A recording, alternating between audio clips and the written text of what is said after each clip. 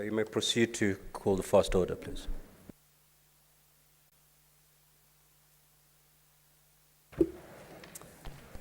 Order number 1, administration of oath. Order number 2, communication from the chair.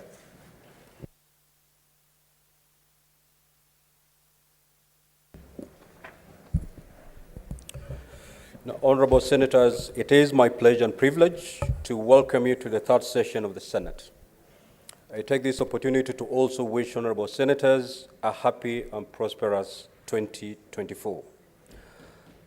I trust that during the recess, you had the opportunity to reconnect with your constituents, listen to their concerns and challenges, and assess opportunities available in our counties. From these interactions, I have no doubt that you'll endeavor to develop legislative interventions for addressing emerging issues. In this respect, my office, and indeed that of the Clerk of the Senate, is available to honorable senators to assist them effectively in discharging their constitutional mandate. I also trust that during the recess, honorable senators took time off to rest, rejuvenate, and spend time with families and friends over the Christmas and New Year festivities. Honorable senators, during the second session, the Senate participated in two critical events that play an immense role in protecting and upholding the devolved governance structure in Kenya.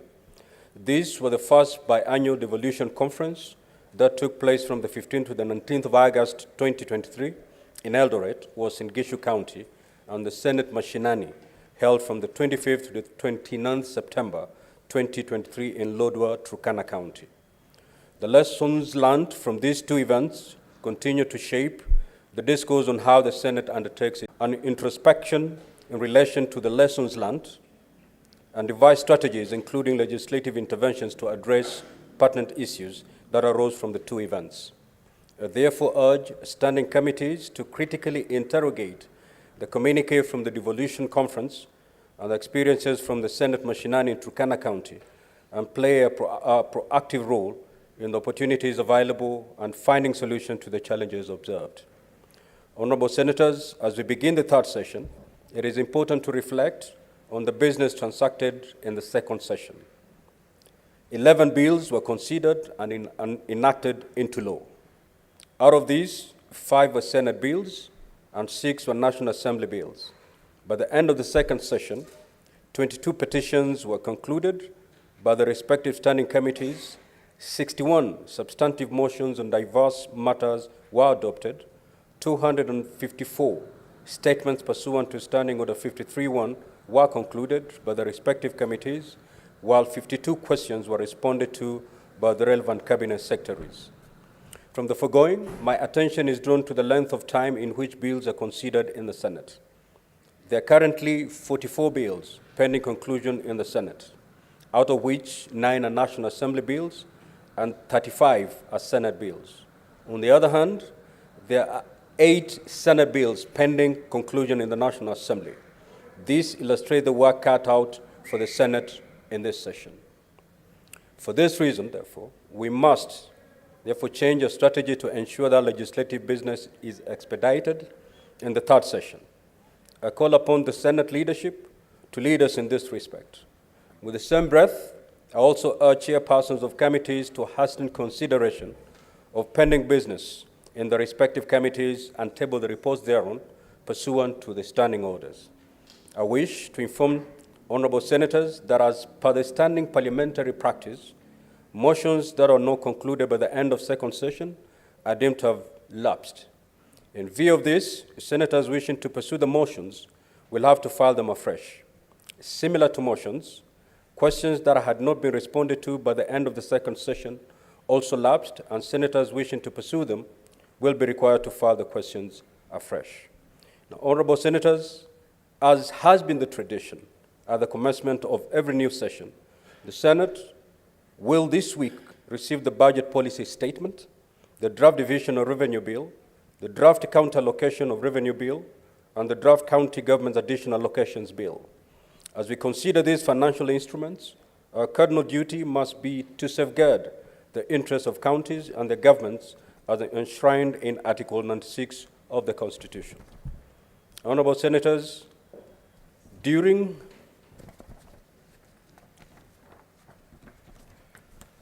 Honorable Senators, I wish to state that this is an important session which will offer Honorable Senators an opportunity to demonstrate your commitment to fulfilling the responsibilities bestowed upon you by the Constitution.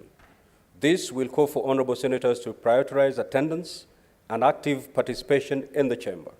I'm confident that the deliberations of this session will be marked by a spirit of collaboration, mutual respect, and a steadfast commitment to fulfilling our constitutional mandate. In conclusion, and in established parliamentary practice, pursuant to Standing Order 190, the Senate Majority Leader will shortly give a notice of motion for approval of senators to serve in the Senate Business Committee for the third session. This will be the only business on the order paper for the day, after which, dispensing with the motion, the Senate will adjourn until tomorrow, Wednesday, 14th of February, 2024 at 9:30 a.m. I thank you and wish you, Honorable Senators, a fruitful session. Thank you. Next order, clerk. Order number 3, messages. Order number 4, petitions. Order number 5, papers. Order number 6, notices of motion. Majority Leader.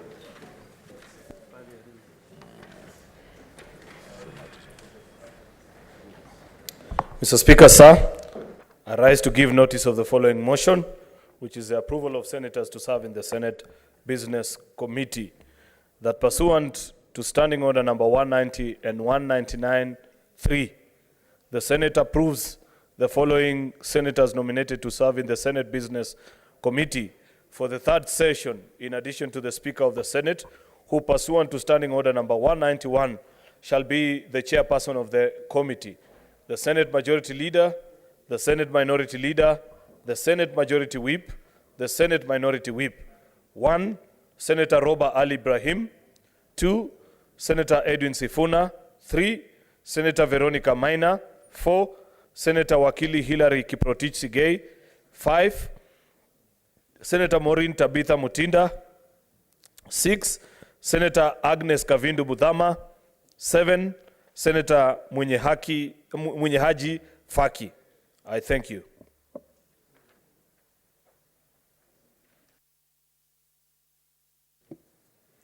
Order number 7, questions and statements. Order number 8, motion. Majority Leader, you may move your motion, please.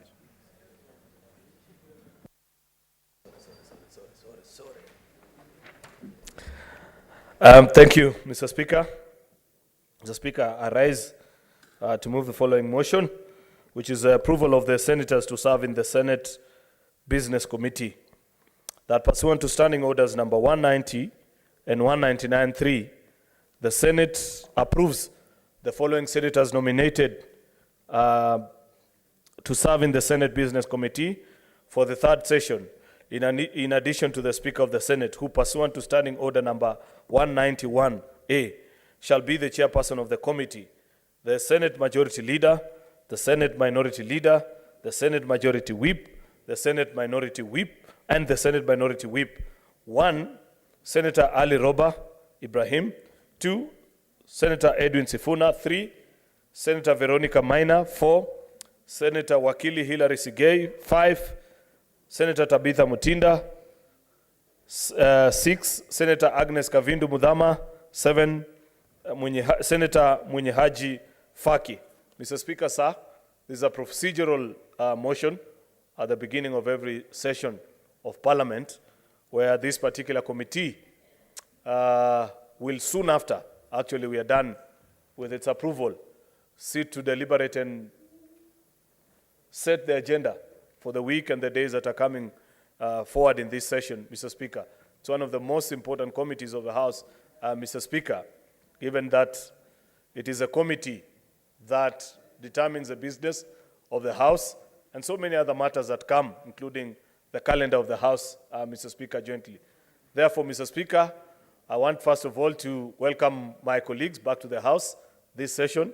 If it's not too late, to wish them a Happy New Year, as many of them either we haven't met or seen each other in this new year, Mr. Speaker, but do appreciate that in the spirit of the guidance of the communication from the chairperson, that this is a new session, that there are many things which we carry on from the past, but also we approach this session with a new spirit and determination, knowing that the Constitution has granted us power to cement and guide the country into establishing a Senate that is respectable, a Senate, Mr. Speaker, that Kenyans can be proud of in all the transactions and the business that comes before us. Therefore, Mr. Speaker, it is my sincere hope that our colleagues, all our colleagues gathered in this House this afternoon, will quickly dispense of this business so that the SBC can convene immediately after in quick succession and consider the business of the coming days and so many other things that are before it. Therefore, Mr. Speaker, I want to, with those very few remarks, I beg to move and request that the leader of the minority in the Senate does second the motion. I thank you, Mr. Speaker.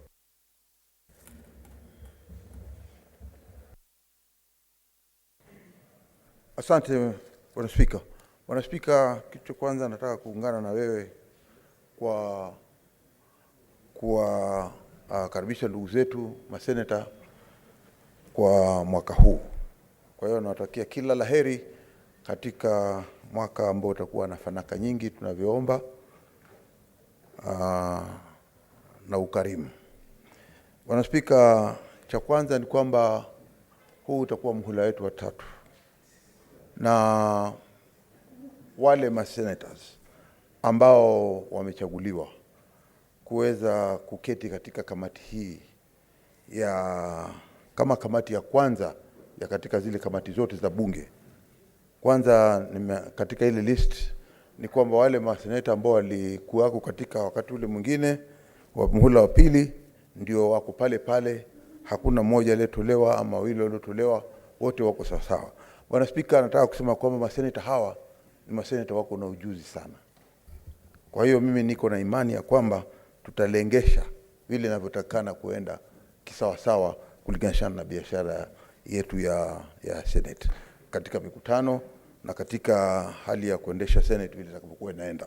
Bwana Spika, ninayo imani ya kwamba wakati huu tutakuwa na wakati mchangamfu sana katika bunge letu la Senate. Kwa hayo machache, asante Bwana Spika.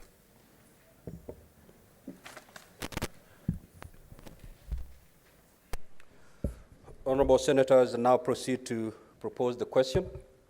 That pursuant to Standing Orders 190 and 199.3, the Senate approved the following senators nominated to serve in the Senate Business Committee for the 3rd session, in addition to the Speaker of the Senate, who, pursuant to Standing Order 190, MP Senator Agnes Kavindu Muthama, MP, and Senator Mwenyehaji Faki CBS, MP.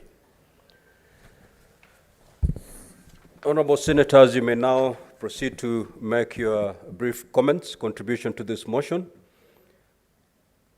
starting with Senator Okenyuri.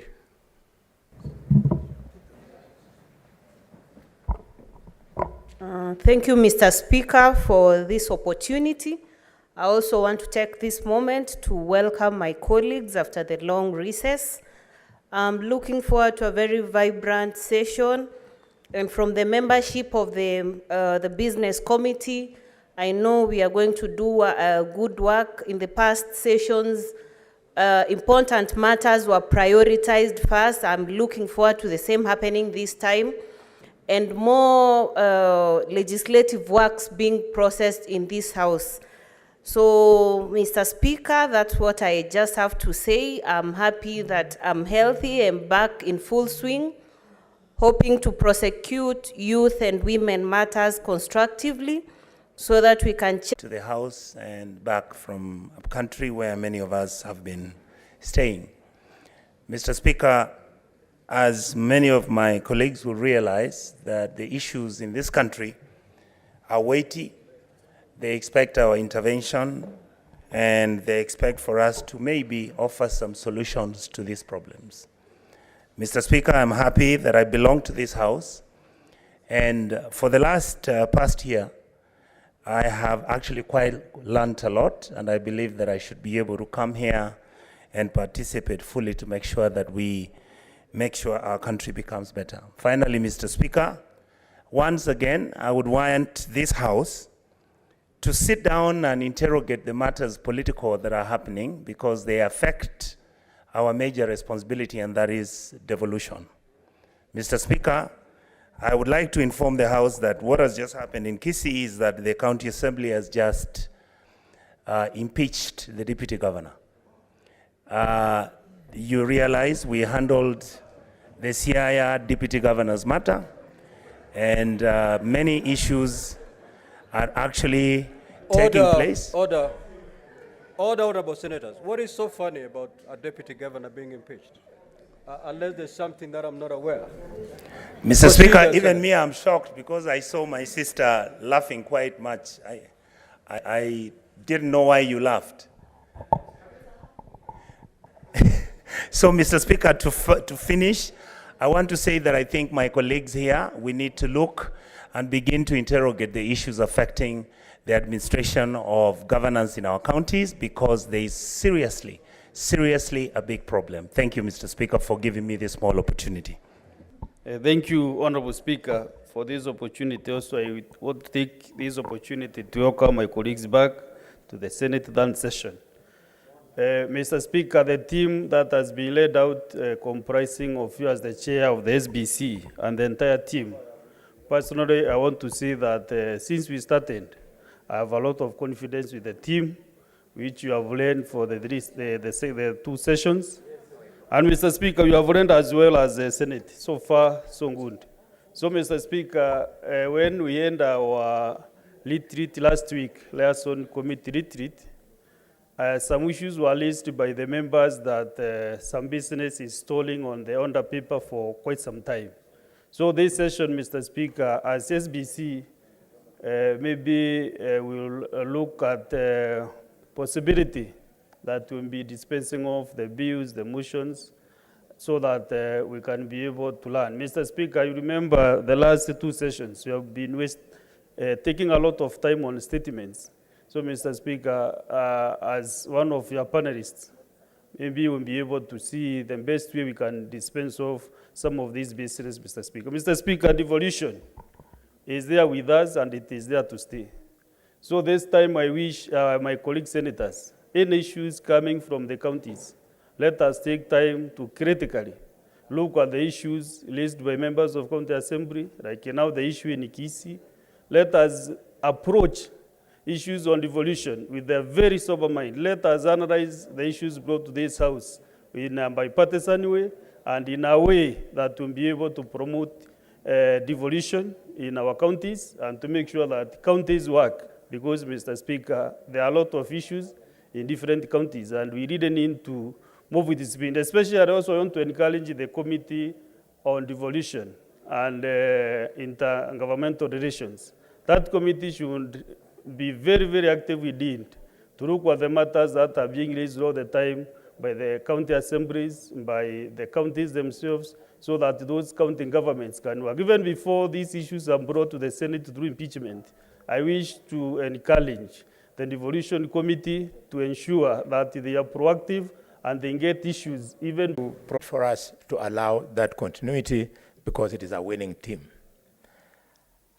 Having said that, I have only 2 points, Mr. Speaker.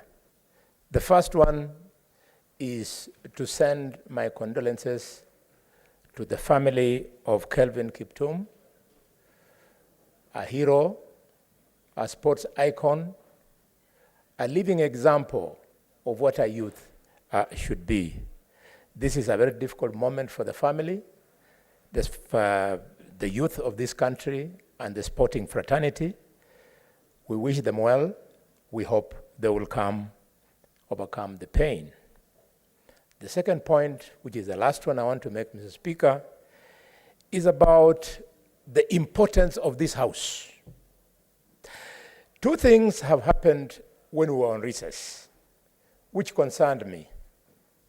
The first, Mr. Speaker, is that in this House we formed a mediation committee, or rather seconded senators to a mediation committee. They joined colleagues from the other House. And while on recess, I saw the chair of the National Assembly Mediation Committee meet governors and make pronouncements informally in social media that they were reaching a solution on the sticking out issues that we had been constituted to perform. It concerned me. Number two, Mr. Speaker, I saw the Council of Governors very active, talking about the division of revenue. Mr. Speaker, I would like to use day one to remind senators that we must never allow a situation whereby it looks like we are either incapable or we are failing on our core business. The Council of Governors, if they care to read the Constitution carefully, they have no role in legislation. In fact, under the Constitution, the only organ that has good power to make decisions that have the force of law is Parliament. So for them to go around giving the impression that they will decide how much money will go to county governments and that they are urging us to ensure that figure X is taken to the counties is to presume that either we don't know what we are doing or they supervise us. It is our core mandate, and we want to ask them to sit on their laurels. We know what we are doing. We are not going to pass any figure because of the opinion of one governor, a group of governors, or all governors, but we shall do it on the express advice, expert advice from the Commission of Revenue Allocation as per the Constitution. And as for the first point I said about mediation, we would like members of the National Assembly, yes, the Constitution gives them the power of money bills, but that does not mean when in a mediation committee, they should run solo and not play as a team with colleagues from this House. Thank you, Mr. Speaker. And Mr. Speaker, I forgot to congratulate you. But I think the best is to congratulate you behind the tent because I know you, Mr. Speaker. Senator Boni, if you're done, kindly yield. Thank you. With those remarks, Senator Mounds. I support the bill, the motion. Thank you, Mr. Speaker, for giving me an opportunity to contribute on this very important motion. Mr. Speaker, the House Business Committee is the engine of the House, and most of the planning and the efficiency of the House will highly depend on them. It's a very well-balanced list, Mr. Speaker, and I support it. Mr. Speaker, having been in the National Assembly for 10 years, I want to confirm what Senator Mugatana said, that all the laws related to devolution must either originate here, and some which touch on finance originate from the National Assembly. A lot of times I sat in the mediation, and some will be successful, but a lot of laws which had been proposed from the Senate for all that period, a lot of them, will fail to, when the House adjourns after 5 years, will automatically lapse or collapse, and dreams will be lost, and sometimes even those senators will not come back. There was a proposal, Mr. Speaker, to make sure that when the House adjourns sine die, there's a way of getting those laws moving on in the event that particular senator does not come back to Senate. And a very important law, like snake bites and things like that, compensation for people with snake bites, all of them disappeared between the two houses. And at the same time, Mr. Speaker, what originates from the National Assembly and comes here, we process it as fast as we can. So I think there is a way we should be able to follow up, track, and make it faster.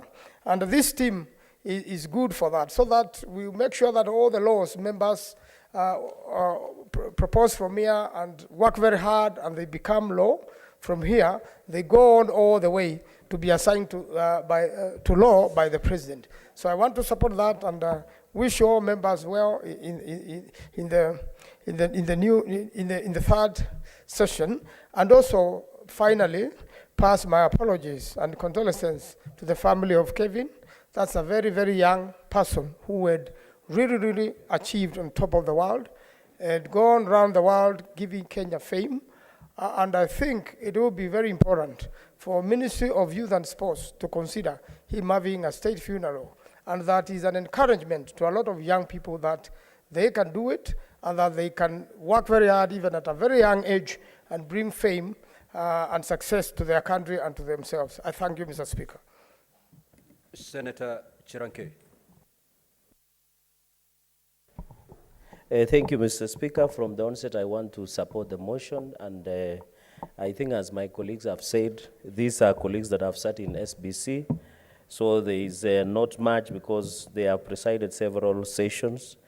When you look at Understanding Order 190, Mr. Speaker, on the formation of Senate Business Committee, I think what I want to urge the SBC is to spur and be forefront. They should know that our cardinal call is the protection of devolution, enrichment and nourishment of devolution. Mr. Speaker, I want to ask the SBC also not to be a stumbling block, especially in creativeness of members when they want to process bills, motions, and statements. And in any case, they say power belongs to the people. Should they get stuck, they should always have freedom through your office to convene a Kamkunji and maybe seek our wisdom or lack of it in some of the issues that go through, Mr. Speaker. So, Speaker, secondly, as the bastion of athletics hub in this country, we are saddened with the passing on of one of the icon of athletics and legends, Kevin Kiptum. We continue to commiserate with the families for the tragic loss. I happen to know Kevin Kiptum, Mr. Speaker. You know my track record in the fight for the rights of athletics and sportsmen and women in this country. We have had several sessions, and the Paris Olympics should have been the best in his life, where he has assured us to run under 2 hours, specifically under 1:59, Mr. Speaker. So we are saddened, and we hope the family finds solace in God, and be assured that as a Senate and as leaders from this country, we shall continue to stand with the family, and I hope the government can give him the state funeral. This is a person, Mr. Speaker, who has already flown a flag across the world, where none of us has never had an opportunity of having that national anthem being sung. But I know there will be many Kevin Kiptum that will rise up, Mr. Speaker, that will continue to inspire. And I think that, Mr. Speaker, in conclusion, in the legacy of Kevin Kiptum, Mr. Speaker, is that we should ensure our sportsmen and women get value for what they toil and sweat for in our fields, in our stadiums, in their practices each and every morning, Mr. Speaker. They run so that they can bring glory to this world, to this country, Mr. Speaker. So I hope in the celebration of his life, Mr. Speaker, we should be able, I had prepared an adjournment motion on celebrating his life. I hope SBC will get down to business. I'm not canvassing that they approve, but I know in their wisdom they will approve, Mr. Speaker, so that we can have a better time to eulogize. Finally, Mr. Speaker, I'm aware that SBC has a role to play. I had one of the members who sat in defunct NADCO, Mr. Speaker, trying to canvass that we should pass the NADCO report because it is going to be unconstitutional. Banisa does not have an MP as died. Some wards in his county do not have an elected MCA. The courts have pronounced itself on this, Mr. Speaker. There is already a selection panel in it. They need to move with speed, reconstitute IEBC, allow those by-elections to be held, Mr. Speaker, and that is how the country will move on. We cannot sit under a tree and imagine that it has the same legal and constitutional effect, Mr. Speaker, to come and try and push us, Mr. Speaker. So I want to assure the country, this is a country rule of law. Mr. Speaker, let the law take its course, Mr. Speaker. And finally, I'm informed that in Kisii, a deputy governor, Rizit Nyamira, has been impeached. Mr. Speaker, I want to tell the deputy governor all is well. Thank you, Mr. Speaker, and I support the motion. Senator Osotsi.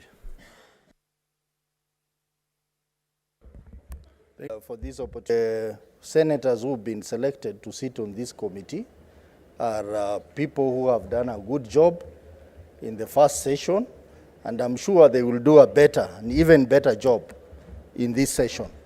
Mr. Speaker, the House Business Committee is a very, very important committee to this House because it is the front end to the plenary where we sit.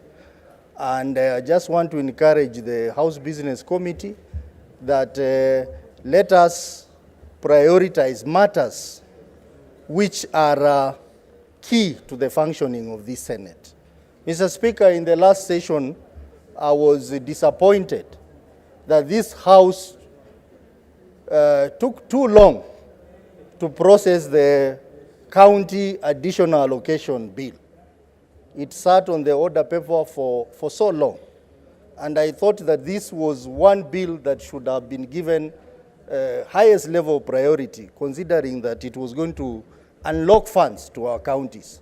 So I just want to encourage that the bills or the motions or the items which are of high priority should actually be given high priority so that we dispense with them.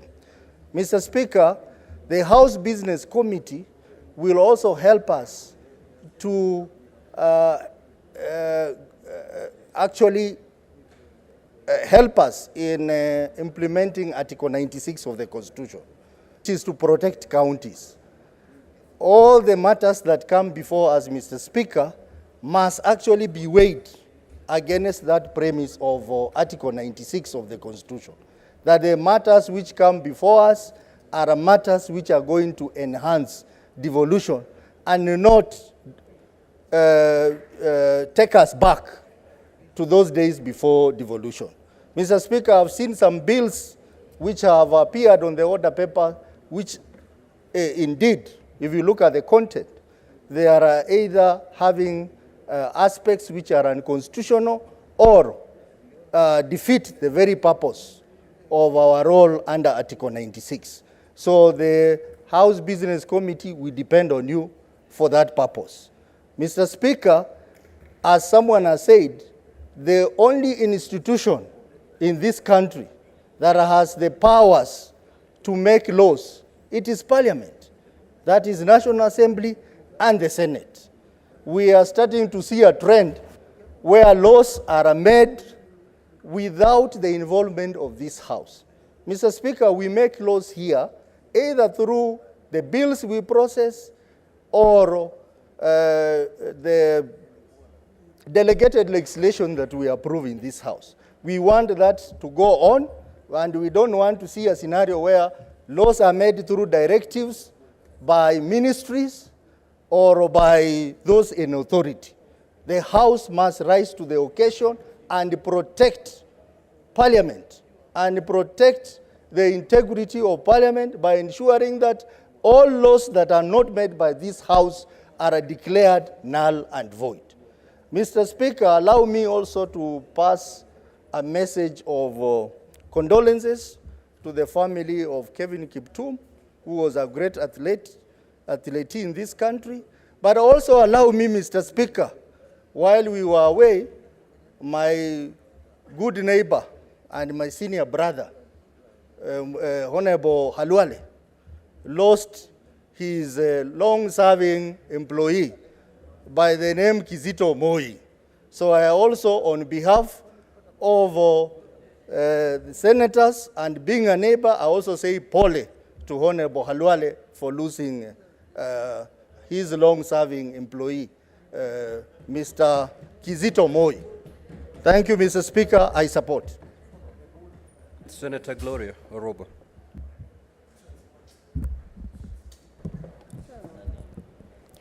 Thank you, Mr. Speaker, for this opportunity to wish my fellow colleagues a happy new year and to congratulate the women today for